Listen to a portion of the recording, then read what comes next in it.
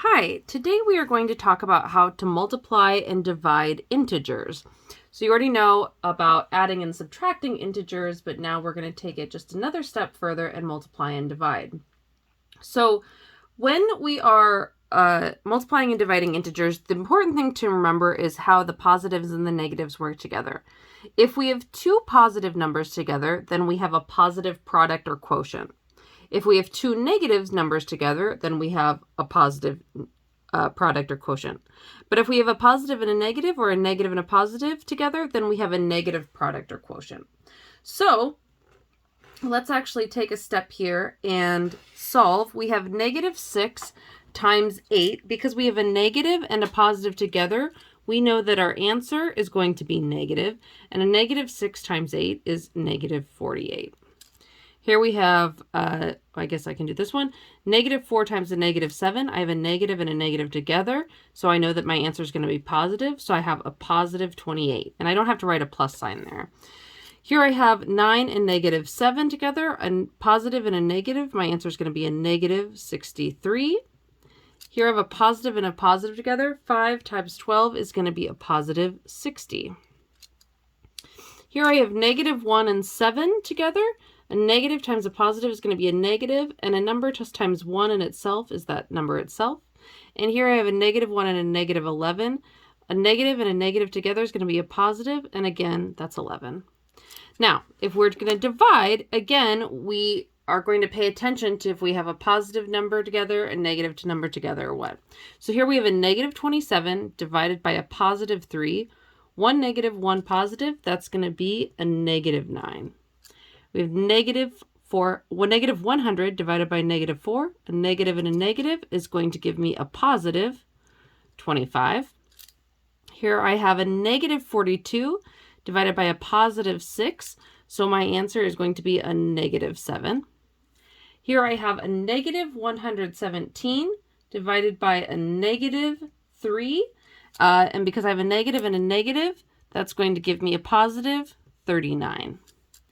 -16 divided by -1, which I can rewrite as a -16 over -1. Those negatives are going to cancel out. I'm just going to have a positive 16. And 20 divided by -1. These are going to cancel out, or no, there's nothing to cancel out. I have a positive and a negative, so I'm going to have a -20. Okay, so let's go a little bit further and actually do some complicated problems here using PEMDAS. I've got 7 times -2 plus 4 times -7 minus 6. So using PEMDAS, I'm going to multiply first. Positive 7 times a -2 is going to be a -14. Plus, I have a positive 4 and a -7, a -28, and then I still have that -6. I can actually rewrite this, so I'm going to rewrite it as a -14 minus 28 minus 6. And then I'm actually going to go to my calculator here, but note that because I have the same sign of all of these, I can kind of add them together and keep that negative. So my answer is going to be a -48. Now, here I have the quantity, in parentheses, -2 to the 4th power. So that's going to be equal to -2 times -2 times -2 times -2. A negative times a negative gives me a positive. A negative times a negative gives me a positive. So I have 4 times 4, which is 16. Okay.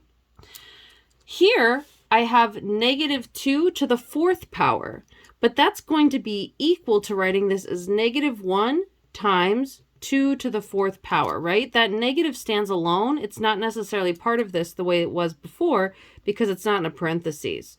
So this is going to be equal to a -1 times 2 times 2 times 2 times 2, which equals a -1 times 4 times 4. So I have a -1 times 16, which equals a -16.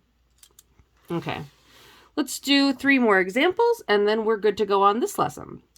Here we have 12 minus 3 times the quantity 9 minus 12. We know we have to do our parentheses first, so this is going to be equal to 12 minus 3 times 9 minus 12 is going to give us a -3.